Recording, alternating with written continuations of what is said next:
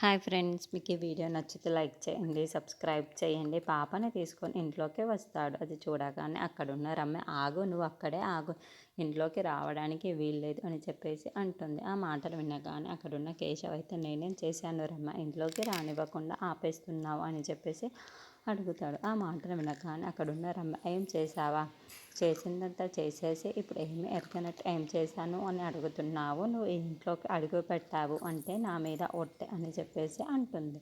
ఇంతలో అక్కడున్న కేశవ అయితే ఒక్కసారిగా షాక్ అయిపోయి, రమ్య ఏంటి నువ్వేం మాట్లాడుతున్నావు అని చెప్పేసి అంటాడు. ఇంతలో అక్కడున్న రమ్య మాత్రం డోర్స్ క్లోజ్ చేసేస్తూ ఉంటుంది. అది చూసిన కేశవ చాలా బాధపడుతూ ఉంటాడు. లోపలికి వెళ్ళిపోయి రమ్య కూడా చాలా బాధపడుతుంది. ఇలా అయింది అని చెప్పేసి అనుకుంటూ చాలా బాధపడుతూ ఉంటాడు.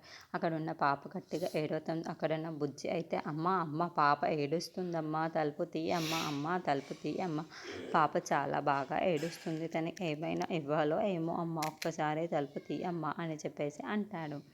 ఇంతలో అక్కడున్న రమ్య మాత్రం తలుపు తీయకుండా లోపలనే చాలా బాధపడుతూ ఏడుస్తూ ఉండిపోతుంది.